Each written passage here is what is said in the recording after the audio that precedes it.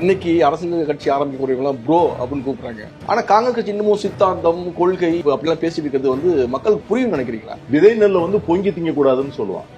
So இந்த விதை நெல் வந்து இஸ் வெரி இம்பார்ட்டன்ட். தரமான விதை நெல் வைத்திருந்தும் கூட மகசூல் அதிகமா கிடைக்காம போனதுக்கு காரணம் என்ன?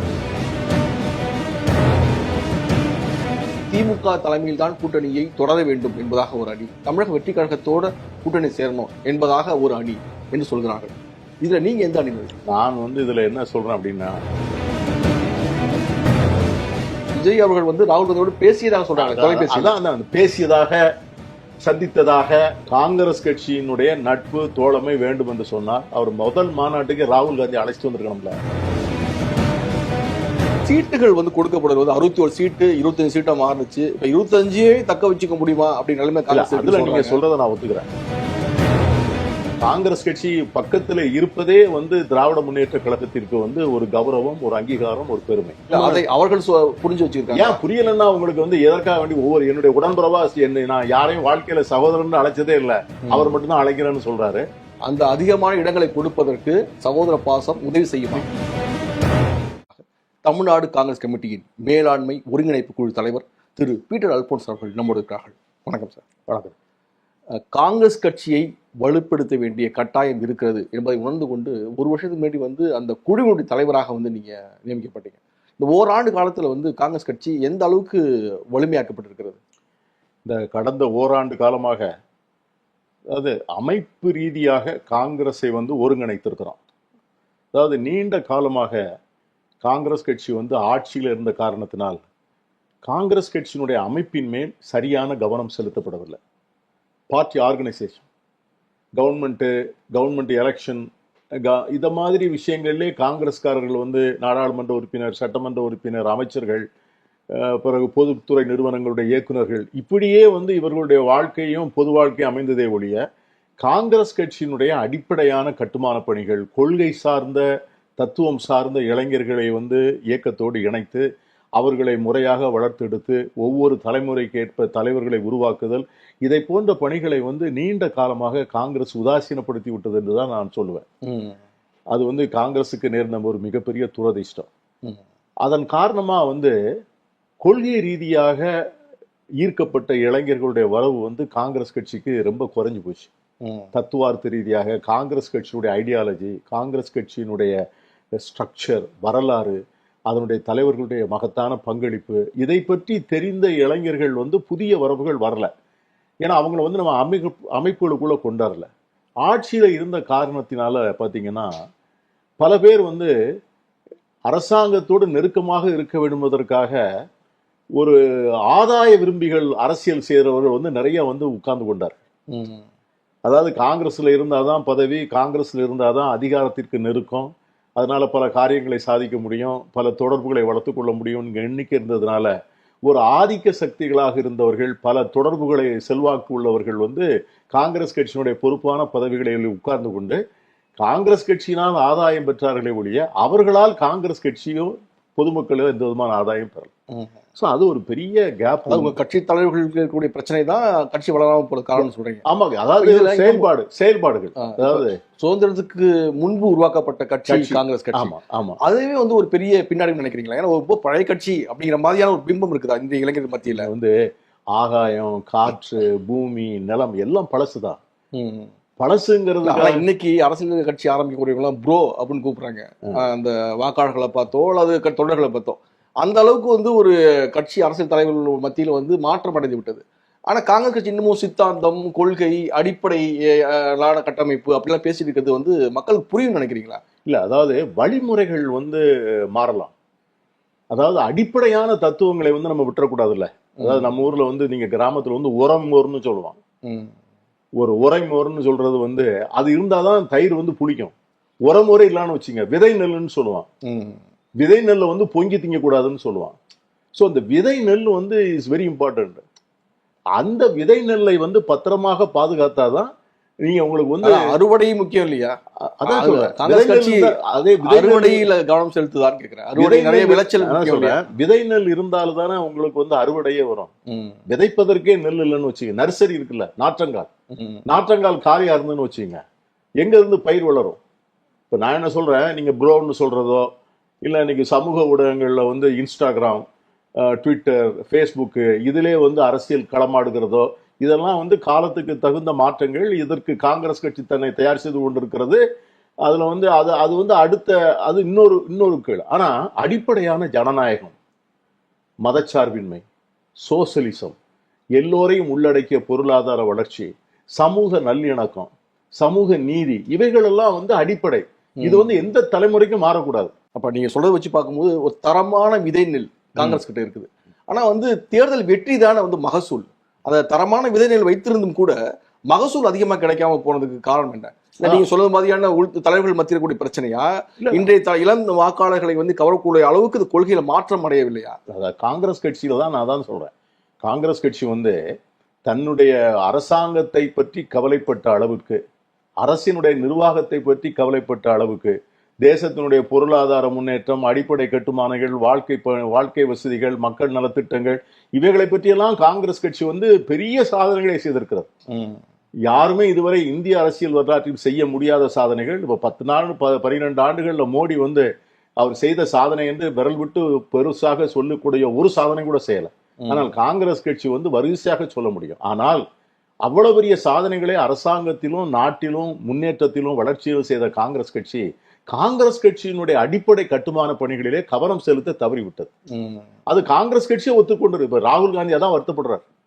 நான் வந்து கோர் ஆஸ்பெக்ட்ல வந்து நம்ம கவனம் செலுத்தல, அடிப்படையான விஷயத்துல கவனம் செலுத்தாதனால நம்ம வந்து என்ன பண்ணிட்டோம்னு கேட்டீங்கன்னா காங்கிரஸ் கட்சியினுடைய அடித்தளம் வந்து இழந்துட்டோம், அதை மீட்டெடுக்கணும். அதான் அவர் என்ன சொல்றாருன்னா, நான் வந்து பாஜகவை வந்து தேர்தல் ரீதியாக வெற்றி பெற வேண்டும் என்று நான் நினைக்கல, சித்தாந்த ரீதியாக RSS வந்து சித்தாந்த ரீதியாக நான் வெற்றி பெற வேண்டும் என்று நினைக்கிறேன். ஏன்னா இன்னைக்கு அந்த சித்தாந்தம் வந்து இன்னைக்கு எல்லா இடத்துலயும் வந்து அந்த RSS வெறுப்பு துவேஷ அரசியல் இருக்கு பாருங்க, அது வந்து அதாவது இந்த நாட்டினுடைய உச்சக்கட்டத்திலிருந்து அடிமட்டத்திலிருந்து எல்லா துறைகளிலும், நீதித்துறையை கூட விட்டு வைக்கல, அரசாங்க அதிகாரிகளை விட்டு வைக்கல, பாராளுமன்றம் சட்டமன்றங்களை விட்டு வைக்கல, தேர்தல் ஆணையத்தை விட்டு வைக்கல, குறிப்பாக ஊடகங்கள் முழுமையாக அவர்களுடைய ஆகைக்குள்ள கொண்டாடுப்போம். உங்களை மாதிரி ஊடகங்கள் இல்லைன்னு சொன்னா இதை போன்ற கருத்துக்கள் மக்களை சென்று அடையவே முடியாது. நான் உதாரணத்துக்கு சொல்றேன், நேற்று வந்து ஒரு பெரிய ஒரு உண்மை வெளியே வந்திருக்கிறது. மோடி அரசினுடைய புள்ளி விவரங்கள் அத்தனையும் பெரும் மோசடி.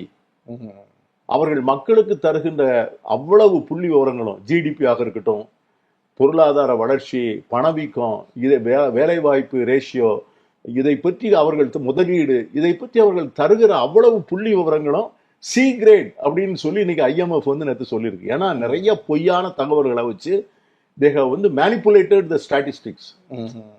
இதை போன்ற ஒரு குற்றச்சாட்டு வந்து இன்னைக்கு சர்வதேச அளவில் வந்து கூடி சிரித்து கைகொட்டி சிரித்து எள்ளி நகையாடுகிறார்.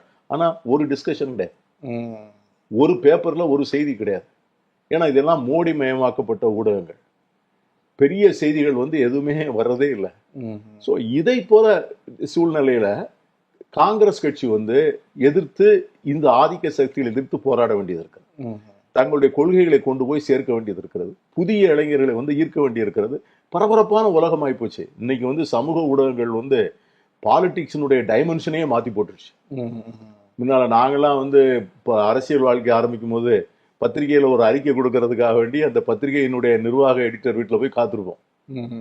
இன்னைக்கு வந்து அப்படி இல்லை. இன்னைக்கு யார் கையிலலாம் மொபைல் போன் இருக்கோ அவங்கெல்லாம் தங்களுடைய கருத்தை பதிவு செய்யலாம்ங்கிற அளவுக்கு ஜனநாயகம் வந்து டெமோக்ரட்டைஸ் ஆயிருக்கு. இன்னைக்கு வந்து ஊடகங்கள் டெமோக்ரட்டைஸ் ஆயிருக்கு. அப்படியே பயப்படுறீங்க? வட இந்தியாவில் வந்து காங்கிரஸ்க்கு ஆதரவான ஊடகங்கள் இல்லைன்னு ஏன் பயப்படுறீங்க? ஒவ்வொருத்தருக்கு கையிலுமே ஊடகம் வந்துருச்சு இல்லையா? அதை வச்சு ஏன் காங்கிரஸ் கட்சி வளரக்கூடாது? அதான் அது வந்து ரெண்டு ஆபத்து. அதாவது நான் வந்து என்னுடைய கருத்தை வந்து நான் வந்து மேனுவலா நான் கொண்டு போறேன். நான் ஒரு ட்விட்டர் அக்கௌண்ட் ஆப்ரேட் பண்றேன்.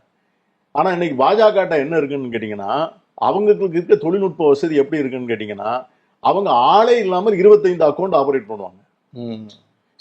Unequal competition. அதுல அவங்க கவனம் செலுத்துறாங்க இல்லையா? ஊடகம் செலுத்தல, அது வந்து கவனம் மூலமாக மக்களை சென்றடைவதற்கான அரசியலை கட்டமைக்கிறாங்க அவங்க.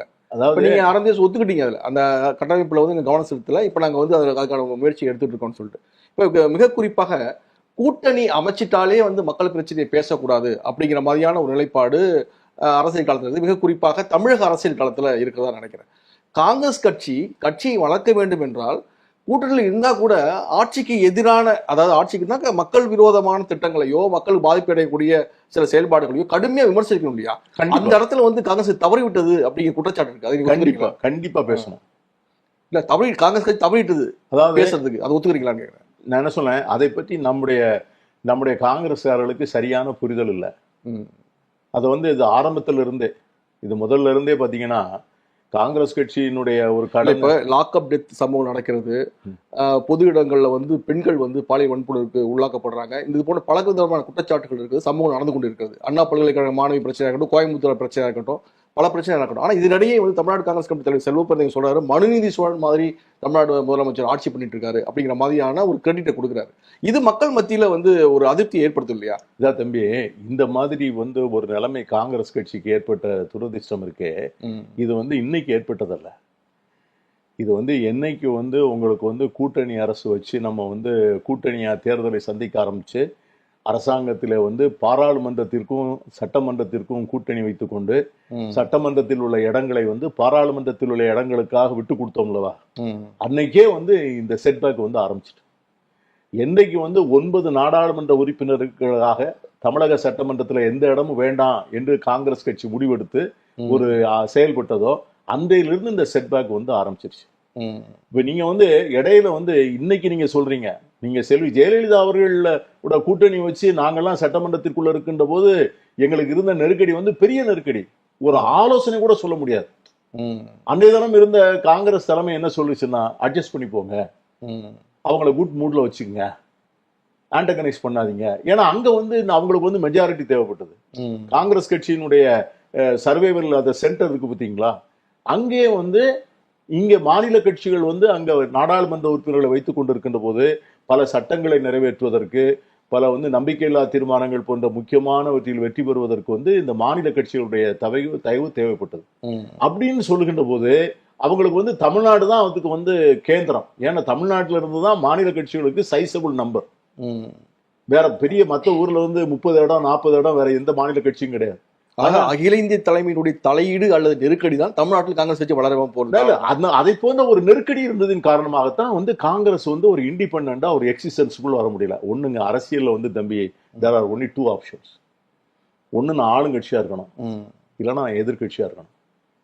நீ ஆளுங்கட்சியும் இல்லை, நீ எதிர்கட்சியும் இல்லை அப்படின்னா உங்களுடைய ஐடென்டிட்டி என்ன ஆகும், உங்களுடைய ரெலவன்ஸ் என்ன ஆகும்? ஜனங்களுக்கு நீங்க எந்த வகையிலும் ரெலவன்ஸ் இல்லை. ஒண்ணு உங்ககிட்ட வந்து ஆளுங்கட்சியா இருந்தா உங்களோட மக்கள் வருவான், எனக்கு இதை பண்ணி கொடுங்க, அதை பண்ணி கொடுங்க, எனக்கு எங்க ஊருக்கு இந்த இது வேணும் அது வேணும்னு வருவான். சரி, எதிர்கட்சியா வந்தா வருவான், சார் நியாயங்களுங்க, இந்த தப்பு பண்றாங்க, எங்க ஊர்ல எம்எல்ஏ வந்து அப்படி பண்றாரு, மந்திரி இப்படி பண்றாரு, ரேஷன் கடை அடைச்சு கிடக்கு, தாலுகா ஆபீஸ்ல வந்து லஞ்சம் ஊழல், இதை எடுத்து போராட்டம் நடத்தணும்னு வருவான். இது ரெண்டும் இல்லாமல் காங்கிரஸ் கட்சி வந்து இதுக்கு நடுவுல நடக்க வேண்டிய ஒரு நிர்பந்தம் ஏற்பட்டது.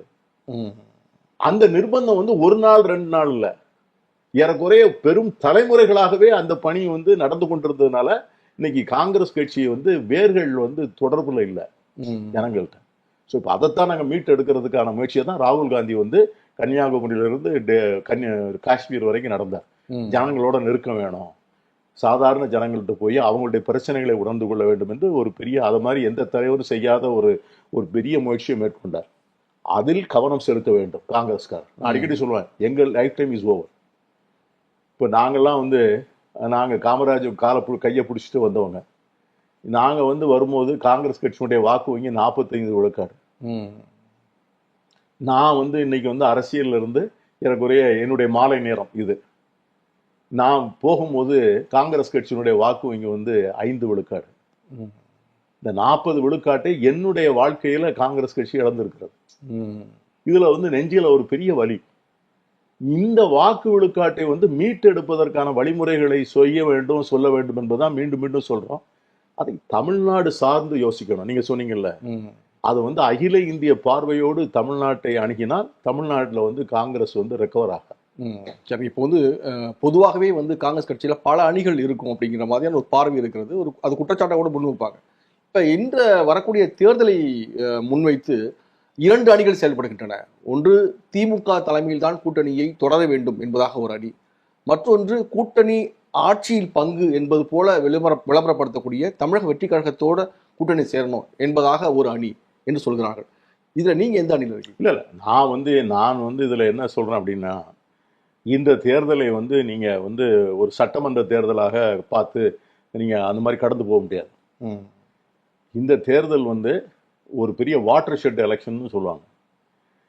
இந்த இந்திய அளவுல அரசியல் எடுத்துக்கிட்டீங்கன்னா, இன்னைக்கு வந்து இந்த பாசிச மதவாத வெறுப்பு அரசியல் வந்து கால் கொள்ள முடியாத மாநிலங்கள்னு சொல்றது வந்து இன்னைக்கு 2 மாநிலங்கள் தான், தமிழ்நாடு, கேரளா.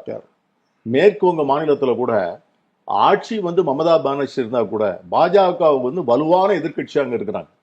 அங்க இருந்த காங்கிரஸ் கம்யூனிஸ்டுகள்லாம் வந்து எதிர்க்கட்சியினுடைய அங்கீகாரம் கூட கிடைக்காம அந்த இடத்துக்கு வந்து பாஜக வந்து உட்கார்ந்துருச்சு. கர்நாடகாவில் கூட அவங்க ஆளுங்கட்சியாக வந்து விட்டார்கள். அதுக்கு பிறகு ஆந்திராவில் வந்து கூட்டணியை வச்சு விட்டாங்க. தெலுங்கானாவில் வந்து பிரதான எதிர்க்கட்சியாக இன்னைக்கு பாஜக தான் இருக்கு. பாஜகவுக்கு இந்த 2 வாய்ப்பும், எதிர்க்கட்சியாக இருக்கக்கூடிய வாய்ப்பும் ஆளுங்கட்சியாக இருக்கக்கூடிய வாய்ப்பும் இல்லாத மாநிலங்கள் எதுன்னு கேட்டீங்கன்னா தமிழ்நாடு அண்ட் கேரளா. இதுல கேரளாவில் கூட அவங்க வந்து 15-17 விழுக்காடு வாக்குகளுக்கு வந்துட்டாங்க. ஆனா தமிழ்நாட்டில் வந்து அவங்களால 3 விழுக்காடு வாக்குகளுக்கு மேல அவங்களால வர முடியல. மக்கள் வந்து ஒட்டுமொத்தமா நிராகரிக்கிறாங்க. அதை தான் ராகுல் காந்தி சொன்னாரு, நீங்க போய் தமிழ்நாட்டில் போட்டு ஜெயிப்பீங்களா அப்படின்னு மோடியை நேரில் வச்சு கேட்டார். இன்னைக்கு வந்து ஆர்எஸ்எஸும் பாஜகவும் என்ன நினைக்கிறது என்று சொன்னால், இன்னைக்கு அவங்க கனவு கண்ணுகிற ஹிந்து ராஷ்டிரம் அதான் அவங்களுடைய கனவு. இன்னைக்கு ஆர்எஸ்எஸ் இயக்கத்தினுடைய 100 ஆண்டு விழாவை கொண்டாடுகின்ற போது காஷ்மீர் வந்து கன்னியாகுமரி வரை ஒரே கொடி, ஒரே கட்சி, ஒரே தலைமை, ஒரே மதம், ஒரே கலாச்சாரம் இப்படி இருக்கணுங்கிற நினைப்புல இதுக்கு வந்து எங்க பெரிய இடைஞ்சல் இருக்குதுன்னா தமிழ்நாட்டில் தான் இருக்குன்னு நினைக்கிறாங்க. இந்த தமிழ்நாட்டில் இருக்கிற வந்து ஒரு பெரிய வந்து இது சிறுபான்மையாக தமிழர்கள் இருந்தா கூட ரொம்ப இன்ஃப்ளூயன்ஷியல் மைனாரிட்டிஸ் அவங்க. ஏன்னா இவங்களுக்கு வந்து உலகம் தழுவிய பிரசன்ஸ் இருக்கு, வாய்ஸ் இருக்கு, செல்வாக்கு இருக்கு. இவங்களுக்கு வந்து இவங்களுடைய அறிவு சார்ந்த ஒரு சமூகம். அந்த சமூகம் இந்த சமூகத்துல வந்து கால் பதிக்க வேண்டும் என்று நினைத்து இன்னைக்கு ஒரு பெரிய வந்து ஒரு வெற்றி அவங்களுக்கு கிடைச்சிருக்கு. ஒரு பலவீனமான அதிமுக வந்து அவங்க கையில போய் மாட்டிச்சு. நீங்க விரும்பலையா நான் விரும்பினாலும் அதிமுக வந்து ஒரு பெரிய மக்கள் செல்வாக்குள்ள கட்சி, செல்வாக்குள்ள இயக்கம், இனம் மதம் சாதி இந்த மாதிரி எல்லாம் இல்லாம ஒரு வெகுஜன கட்சி. அது அந்த கட்சி வந்து இன்னைக்கு வந்து அவர்கள் கையில வந்து ஒரு குயவன் கையில கிடைத்த மண் மாதிரி மண்பாண்டம் மாதிரி அவங்களுக்கு கிடைச்சிருக்கு. அவங்க அதை நினைச்ச மாதிரிலாம் பேசுகிறாங்க. அதிமுக என்கிற அந்த மண்ணை, அந்த குழைத்த மண்ணை அவர்கள் நினைத்தபடியெல்லாம் பிசைந்து அவர்கள் வந்து அந்த இடத்துல வந்து இங்க உட்கார்றதுக்கு நினைக்கிறாங்க. இதை வந்து ஃபைட் பண்ணணும். இதை ஃபைட் பண்ணுவதற்கு நம்ம பொறுத்த வரைக்கும் யார் வரணுங்கிறது வந்து நமக்கு முக்கியம் இல்லை, யார் வரக்கூடாதுங்கிறது தான் நமக்கு முக்கியம். அதுல வந்து நம்ம வந்து எதற்காக வேண்டி திராவிட முன்னேற்ற கழக கூட்டணியை வந்து நம்ம எதற்காக வந்து சொல்றோம்னா, இந்த கூட்டணி தான் அந்த பார்வையிலேயும் லட்சியத்திலையும் தெளிவா இருக்கு. இப்ப விஜய் இருக்காருன்னா அவருக்கு இன்னும் வந்து அவர் இன்னும் ஒரு வார்த்தை கூட பாஜகவை பற்றி பேசுவதற்கு அவரு முன் வரல. இல்ல பேசுறாரு, பாசிச பாஜக சொல்றாரு. அதுலயும் பாயாசம் எதிரிங்கிறாரு. நான் என்ன சொல்றேன், இன்னைக்கு வந்து எவ்வளவு அலங்கோலம். இன்னைக்கு நான் சொன்னேன் உங்ககிட்ட முதல்ல, இன்னைக்கு வந்து ஜிடிபியை வந்து பட்டியல் பண்ணி இப்படி ஒரு விட்டுருக்காங்க. அவர் ஸ்டேட்மெண்ட் கொடுத்துருவாரு. அவரு இன்னைக்கு பல இடங்கள்ல வந்து சிறுபான்மை மக்களை வந்து நார்த் இந்தியாவில் வந்து இஸ்லாமியர்கள் கிறித்தவர்களுக்கு பயங்கரமான தாக்குதல் நடக்கிறது. அவர் ஏதாவது ஒரு வார்த்தை வந்து சொல்லி அதை கண்டிச்சிருவார். அவர் இந்த பிரச்சனை இருக்கிறது. நீங்க சொன்னதை வச்சுதான் கேட்கிறேன். நீங்க வந்து தேசிய தலைமை வந்து தமிழ்நாட்டை தனியாக பார்க்க வேண்டும் சொல்றீங்க. தமிழ்நாடு தனியாக பார்க்கணும். தமிழ்நாடு அரசியல் களத்தை தனியாக பார்த்தா செயல்பட்டால் தான் காங்கிரஸ் கட்சி தமிழ்நாட்டை வளர்க்க முடியும். அந்த பார்வை இதுல இருக்குதா? நீங்க திரும்பவும் வந்து தேசிய பார்வையோட இதை இணைக்கிறீங்க. நான் தேசிய இப்ப பாஜக எதிரி, உங்களுடைய எதிரி நான் சொல்றேன், சித்தாந்த எதிரி பாஜக தான். தமிழ்நாட்டுல பாஜக இல்ல. அதையா நீங்க பாஜக பயந்துட்டு இல்ல பாஜகவுக்காக தான் திமுக கூட்டணி இருக்கணும்னு சொல்றீங்க? இல்ல, இன்னைக்கு பாஜக வந்து இன்னைக்கு அதான் நான் என்ன சொல்றேன், பாஜக இன்னைக்கு வந்து அதிமுக வந்து ஃப்ரெண்ட் பண்ணிக்கிட்டு வருது. கவலைப்பட வேண்டியது அதிமுக தான். அதிமுக வந்து அழிக்கிறது. அதிமுக வந்து சொல்றாங்க கட்சி வந்து பலவீனம் அடைக்கிறது. இன்னைக்கு அதிமுக வந்து யாரு டிரைவர் சீட்ல யார் இருக்கா? இன்னைக்கு பேக் சீட் டிரைவிங் தானே அங்க. இன்னைக்கு அவங்க நினைத்தபடி வந்து அவங்க வந்து அதை இப்ப இன்னைக்கு எல்லாமே வந்து அதிமுக நடக்கிற ஒவ்வொரு அசைவும் இன்னைக்கு வந்து எஸ்ஐஆர், இன்னைக்கு வந்து வாக்காளர் தீவிர வாக்காளர் சீர்திருத்தத்தை கூட பழனிசாமி ஆதரிக்கிறாருன்னா எப்படி ஆதரிக்கிறாரு? ஒரு ஆளுநர் வந்து அவருக்கு அளவற்ற அதிகாரம் இருக்கிறது, அவர் நினைத்தால் சட்டமன்றத்தின் தீர்ப்பு முடிவுகளை கூட நிறுத்தி வைத்து விடலாம், அவரை வந்து கட்டாயப்படுத்த முடியாதுன்னு உச்சநீதிமன்றம் ஒரு தீர்ப்பு சொன்னா அந்த தீர்ப்பை கூட ஆதரிக்கிறார். இந்த எஸ்ஐஆரை ஆதரித்து பாஜக கூட வழக்காடல. ஆனா பழனிசாமி போய் வழக்காடுகிறார் உச்சநீதிமன்றத்துல. அப்ப என்ன அந்த அதிமுகவுடைய கொள்கையா அது? அது ஒரு திராவிட கட்சியா அது? அப்போ இங்க இருக்கிற அண்ணா திராவிட முன்னேற்ற கழகம் வந்து பாஜகவினுடைய டோட்டல், அதாவது ரஜினிகாந்த் சொல்ற மாதிரி ஆள் அவரு சட்டை ஏன் சட்டைங்கிற மாதிரி அவங்க வந்து இன்னைக்கு வந்து பாஜகவினுடைய ஊதுகுழலாக இருக்கிறார். அந்த சூழ்நிலையில நம்ம வந்து எதிர்க்க வேண்டியது இருக்கிறது. இந்த இந்த எதிர்ப்பு வாக்குகள் சிதறிவிடக்கூடாதுன்றதுல கவனமா இருக்கணும். இப்ப இதுல வந்து நமக்கு வந்து விஜயை பற்றி நமக்கு நிறைய சந்தேகங்கள் வருகிறது. அவர் களத்தில் இருக்கிறாருன்னா என்ன காரணத்துக்காக வேண்டி களத்தில் இருக்கிறார்? எல்லாரும் சொல்ற மாதிரி பாஜகவோட ஸ்லீப்பர் செல் அப்படின்னு சொல்றாங்க. அதை நான் முழுமையா குற்றம் சாட்டுவதற்கு என்னோட ஆதாரம் இல்லை. ஆனால் எனக்கு இருக்கிற பெரிய சந்தேகம் வந்து அவர் அன்னைக்கு வந்து 1/2 மணி 20 நிமிஷம் பேசுறார். மோடியை பற்றியோ அமித்ஷாவை பற்றியோ அவர்கள் செய்து வருகிற அரசியலை பற்றியோ இந்த மாதிரி நாட்டில் நடக்கிற வந்து பலவிதமான சீரழிவுகளை பற்றியோ அவர் பேசுவதற்கு அவர் தயாரா இல்லை. ஸோ அந்த மாதிரி ஒரு சூழ்நிலையில நம்ம வந்து வெறும் திமுக எதிர்ப்புங்கிறதுக்காக மட்டுமே ஒரு கட்சி நடத்த முடியுமா? அப்படி நடத்துகிற கட்சி எதற்காக நடத்தப்படுகிறது அப்படிங்கிற கேள்வியில தான் நம்ம என்ன நினைக்கிறோம், இதை வந்து சந்தேகத்தோட பார்க்கிறோம். இந்த இடத்துல வந்து இந்த கூட்டணி கட்டுக்கோப்பு அமையணும்னு நினைக்கிறோம். ஆனால் அதே நேரத்தில் நீங்க சொன்னீங்க பாத்தீங்களா, அதற்காக வேண்டி காங்கிரஸ் கட்சி வந்து தன்னுடைய ரெலவன்ஸை விட்டுற முடியாது. காங்கிரஸ் கட்சி வந்து அதற்காக வேண்டி வந்து தன்னை வந்து முழுமையாக அழித்துக் கொள்ள முடியாது. அப்படி அழித்துக் கொள்வது இந்த கூட்டணிக்கே பெரிய இழப்பு. அதான் நீங்க கவனிச்சிருப்பீங்க, விஜய் அவர்கள் வந்து தொடர்ச்சியாக பாஜகவையும் விமர்சிக்கிறாரு, திமுகவை கடுமையாக விமர்சிக்கிறாரு, அதிமுகவையும் சில இடங்கள் விமர்சிக்கிறார். ஆனா காங்கிரஸ் கட்சியை வந்து அவர் விமர்சிக்கவே இல்லை. அது வந்து ராகுல் அவர்களுக்கும் விஜய்க்குமான நட்பு என்பது போல சிலர் சொல்றாங்க. இல்ல காங்கிரஸ் கட்சி மீதான அவருக்கு வந்து எப்போதும் மரியாதை உண்டு என்பதாக சொல்றாங்க. இது வந்து கூட்டணி அமைப்பதற்கான சூழலை கணிக்க உதவும் என்பதை போலவும் சொல்றாங்க. அந்த சாஃப்ட் கார்னர் காங்கிரஸ் கட்சிக்கு விஜய்க்கு எப்படி வருதுன்னு நினைக்கிறீங்க?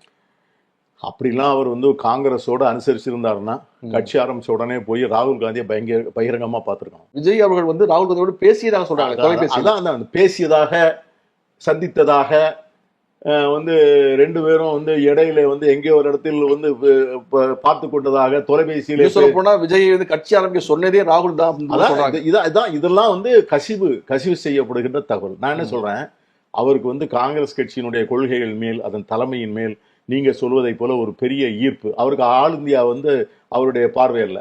அவருக்கு அகில இந்திய கட்சி நடத்தல, மாநில கட்சி நடத்துறார். காங்கிரஸ் கட்சியினுடைய நட்பு தோழமை வேண்டும் என்று சொன்னால் அவர் முதல் மாநாட்டுக்கு ராகுல் காந்தி அழைச்சிட்டு வந்திருக்கணும்ல. ராகுல் காந்தி அழைச்சிட்டு வந்து நான் வந்து இந்த தலைவரைத்தான் நான் அகில இந்தியாவில் அறிமுகப்படுத்துகிறேன், இவர் தான் நாளைய பிரதமர், ராகுல் காந்தி பிரதமர், ராகுல் காந்தி பிரதமராக்குவதற்கு தமிழ்நாட்டில் தாவேகா வந்து அரசியல் நடத்தணும்னு அறிவிப்பாரா? சொல்லுங்க. இல்ல அதற்கான முயற்சியை காங்கிரஸ் கட்சி எடுத்ததா விஜயை வந்து அரவணைத்து பயணிப்பதற்கு? இது நான் என்ன சொல்றேன்னா, அவற்றிலிருந்து அந்த தெளிவே வரலையே. அந்த தெளிவே நீங்க வரலையே. நீங்க வந்து இப்ப வந்து அன்னைக்கு வந்து முதலமைச்சர் வந்து ஸ்டாலின் வந்து பகிரங்கமா சொன்னார், ராகுல் காந்தி தான் பிரதமர், நான் அதுக்காக வேண்டி நான் வந்து I will go all out, அதற்காக நான் என்ன வேணாலும் செய்ய தயாரா இருக்கேன், நான் இந்தியா முழுவதும் போற தயாரா இருக்கிறேன் அப்படின்னு சொன்னார் இல்லையா? அதை போல வந்து இன்னைக்கு வந்து ஒரு முன்னெடுப்பை வந்து விஜய் எடுத்திருந்திருப்பாரே, ஆனால் காங்கிரஸ் கட்சி அதை பற்றி பரிசீலித்து இருக்கலாம். நீங்க சொல்ற மாதிரி அதற்கு ஒரு வாய்ப்பு வருவதற்கு வழி இருக்கிறது. ஆனால் காங்கிரஸை பற்றி ஒண்ணுமே பேச மாட்டேன், பாஜக வந்து அப்படி தொடுவேன் அப்படி வந்துடுவேன், அப்படி தொடுவேன் அப்படி வந்துடுவேன். அதிமுக வந்து நான் என்ன சொல்றேங்கிறது எனக்கும் புரியாது, ஜனங்களுக்கும் புரியாது. ஆனால் திமுகவை மட்டும் எவ்வளவு தூரம் விமர்சிக்க முடியுமோ அப்படின்னா என்ன? அப்போ வந்து இதைத்தான் வந்து பிரசாந்த் கிஷோர் பீகார்ல செய்தார். பிரசாந்த் கிஷோர் வந்து பீகார்ல என்ன செய்தார்னா, அவர் எதற்காக போட்டியிட வந்தார்னா, தேஜஸ்வி யாதவையும் ராகுல் காந்தியையும் மிக தரக்குறைவாக விமர்சனம் செய்வதற்காகத்தான் அவரை வந்து அவங்க வந்து தனியா வந்து ஃபீல்டில் விட்டாங்க. அவர் தான் முதல்ல வந்து இந்த ஜங்கிள் ராஜ்னு ஆரம்பிச்சார். ராகுல் காந்திக்கும் பீகாருக்கும் என்ன சம்பந்தம் என்று கேட்டார்.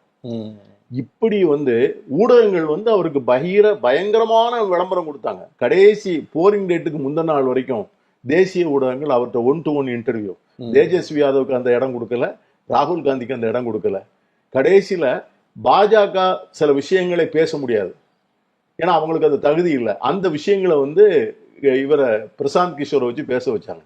எனக்கு என்ன சந்தேகம் என்றால், பிரசாந்த் கிஷோர் வந்து எப்படி தேஜஸ்வி யாதவை வந்து அவரை வந்து சிறுமைப்படுத்துவதற்காக ஒரு ஏற்பாடு நடந்ததோ அதை போன்ற ஒரு ஏற்பாடாக இருக்குமோ அப்படின்னு எனக்கு ஒரு சின்ன அச்சம் இருக்கிறது. இப்படி இந்த அளவுக்கு நீங்க வந்து கடுமையாக விஜய் விமர்சிக்கும் பொழுது இயல்பாகவே காங்கிரஸ் கட்சிக்கு இருக்கக்கூடிய அந்த ஆப்ஷன் சாய்ஸ் வந்து கைவிட்டு போகுது இல்லையா?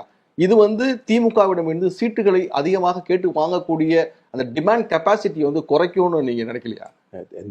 இன்னைக்கு வந்து திராவிட முன்னேற்ற கழகத்திற்கும் இன்னைக்கு காங்கிரஸ் கட்சியினுடைய இம்பார்ட்டன்ஸ் வந்து தெரியும்.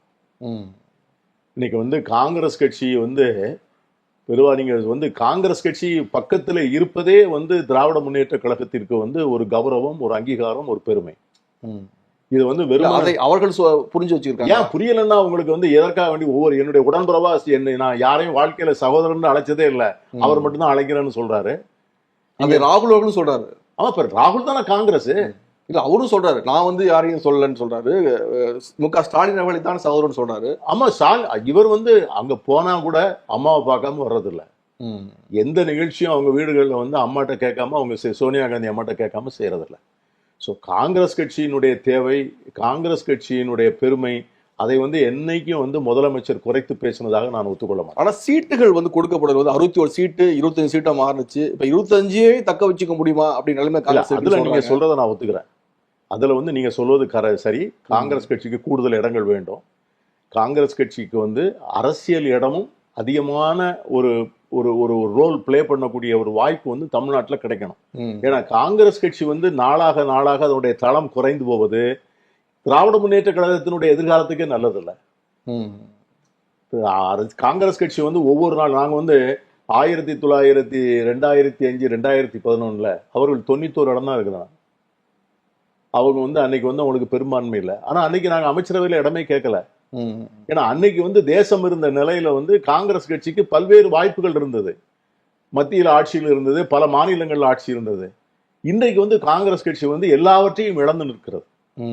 இந்த சூழ்நிலையில காங்கிரஸை வலுப்படுத்த வேண்டிய கடமை திராவிட முன்னேற்ற கழகத்துக்கு இருக்கு. இல்ல அதற்கு அந்த சகோதர பாசம் உதவுமான்னு கேட்கிறேன். அந்த அதிகமான இடங்களை கொடுப்பதற்கு ராகுல் அவர்களுக்கும் ஸ்டாலின் அவர்களுக்கும் இருக்கக்கூடிய சகோதர பாசம் உதவி செய்யும். நிச்சயமா உதவி செய்யும் நான் நம்புறேன்.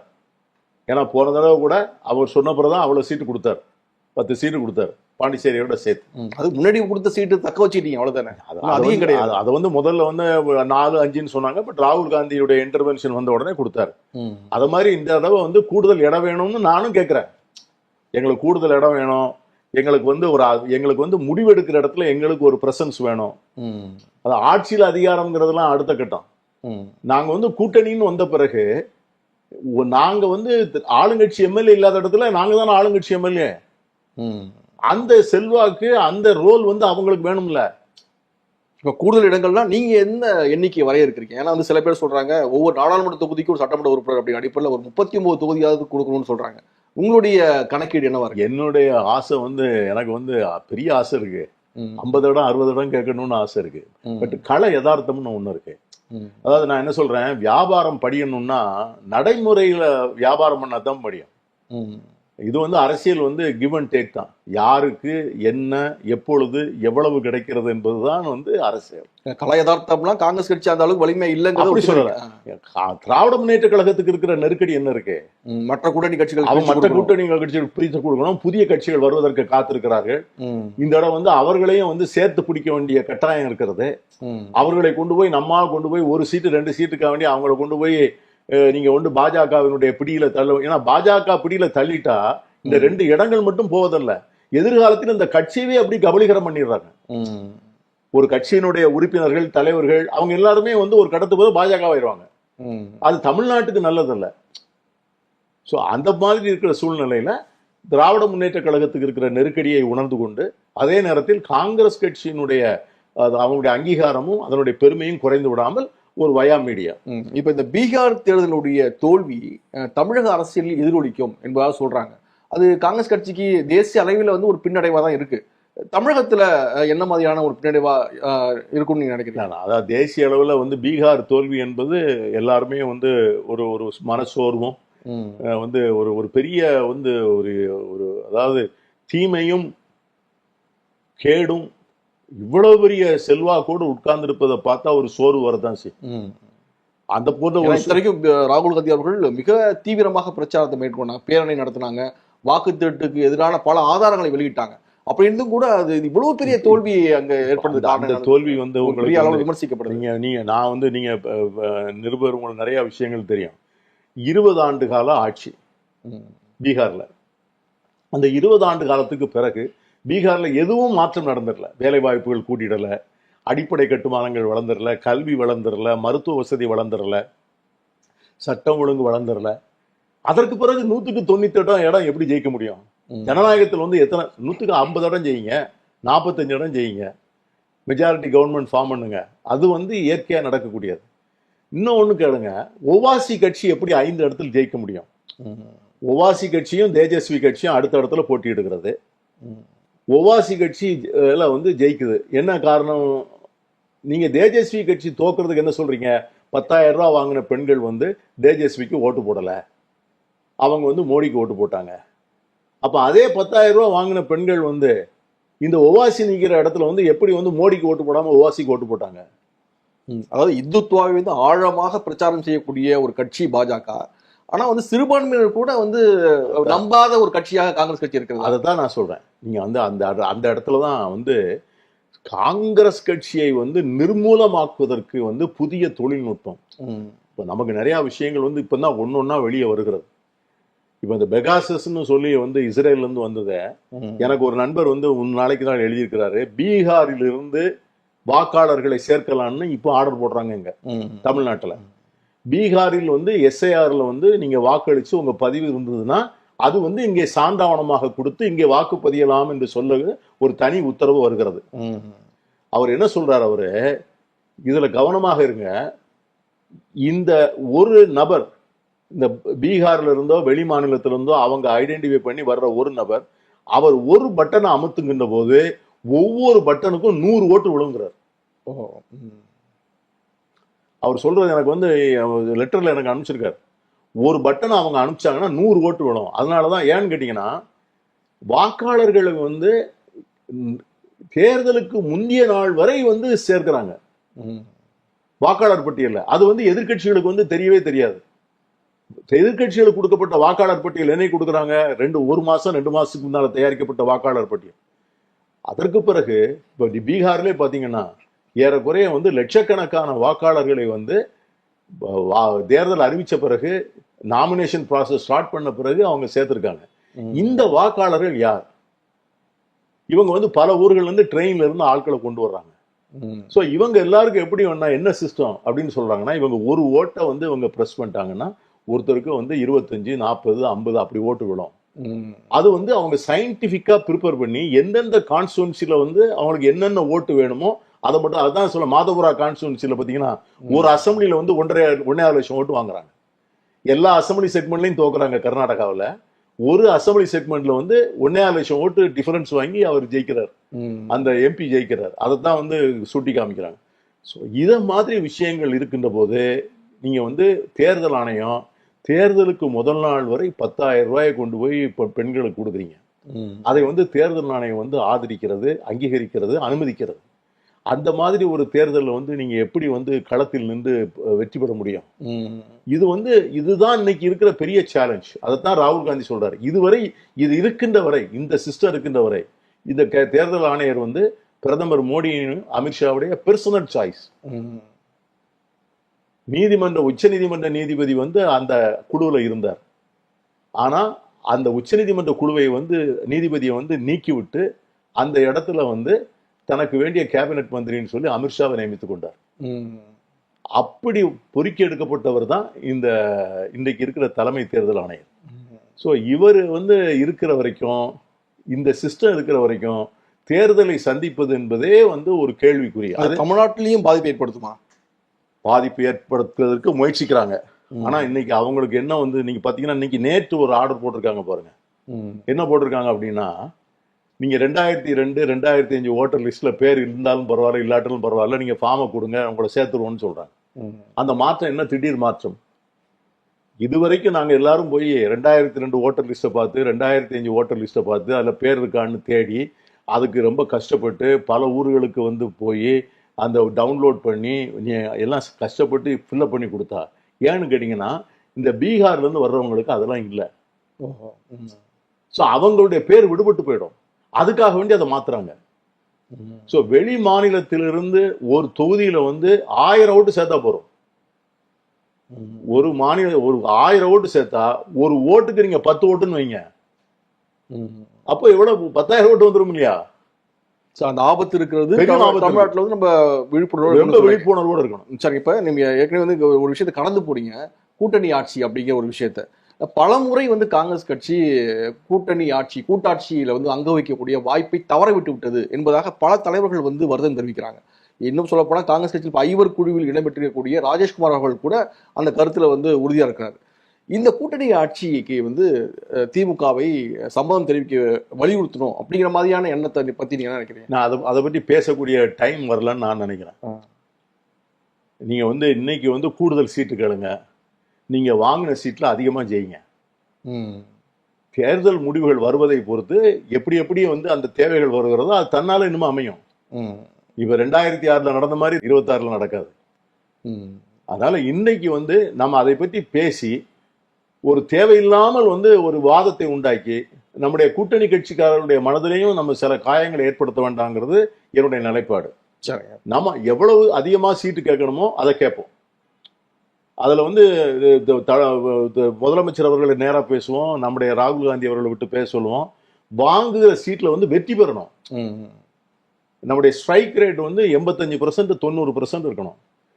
அதற்கு பிறகு தேர்தல் முடிவுகள் வரட்டும். அது அந்த தேர்தல் முடிவுகள் வந்து எத்தனை பாசிபிலிட்டிஸை கொடுக்கு நம்ம யாருக்கும் ஒன்றும் சொல்ல முடியாதோ. இப்போ யாருடைய கையிலையும் இல்லை. அது வரட்டும். வரும்போது அந்த தேவைக்கு ஏற்ப காங்கிரஸ் கட்சி சரியான முடிவுகளை எடுக்கும். சரிங்க, கடைசியாக ஒரு கேள்வி. நீங்கள் பயணித்த தமாகவில் தமிழறி மணியன் அவர்கள் வந்து தன்னுடைய காமராஜர் மக்கள் இயக்கத்தை இணைக்கிறாரு அப்படின்னு ஒரு செய்தி வருது. இந்த செய்தியை நீங்க எப்படி பாக்குறீங்க? எனக்கு வந்து நான் தமிழறி மணியன் மீது எனக்கு பெரிய மரியாதை உண்டு. அவரை பேச விட்டு நான் கேட்டுக்கிட்டே இருப்பேன். ஆனா அப்படிப்பட்ட அண்ணன் தமிழ்மறி மணியனுக்கு வந்து இப்படி ஒரு நிலை வந்து விட்டதே என்று நான் எனக்குள்ளே அழுது கொள்கிறேன். இப்படி ஒரு நிலைனா இப்ப என்ன, அதை நான் சொல்ல மாட்டேன். இன்னைக்கு வந்து அப்படி வந்து ஒரு தமிழ்நாட்டில் வந்து ஒரு பெரிய ஒரு தரமான சிந்தனையாளர், ஒரு தரமான பேச்சாளர், ஒரு ஆயிரக்கணக்கான மக்களை வந்து தன்னுடைய வசீகரமான வார்த்தைகளால் கட்டிப்படக்கூடிய அளவுக்கு நாவன்மை படைத்தவர், கொள்கை சார்ந்த அரசியல்வாதி, நேர்மை நியாயம் இதை பற்றி தன்னுடைய மூச்சு என்று வார்த்தைக்கு வார்த்தை பேசக்கூடிய உண்மையிலேயே ஒரு காந்தியவாதியாகலாம் இருந்தார். அவர் என்னைக்கு பாஜக பக்கம் போய் நின்றாரோ அன்றைக்கே தன்னுடைய அடையாளங்களை அவர் இழந்து விட்டார் என்பதுதான் என்னுடைய மதிப்பீடு. அப்படிப்பட்ட ஒரு நிலை அவருக்கு வரக்கூடாதுன்னு நினைக்கிறேன். அந்த வீழ்ச்சி அந்த வீழ்ச்சியினுடைய ஒரு கட்டம் தான் இந்த இணைப்பு. அவருடைய வீழ்ச்சி துவங்கின அந்த வீழ்ச்சியினுடைய லாஸ்ட் இடம் தான் இந்த கட்டம். பார்க்கலாம் இன்னும் என்ன நடக்குன்னு பார்ப்போம். சரி, நல்ல சார். நிகழ்ச்சியில் கலந்து கொண்டு பல்வேறு தகவல் சொன்னீங்க. வசந்த காந்தி சார், நன்றி. தேங்க்யூ தம்பி. வசந்த டிவி நேயர்களுக்கு வணக்கம்.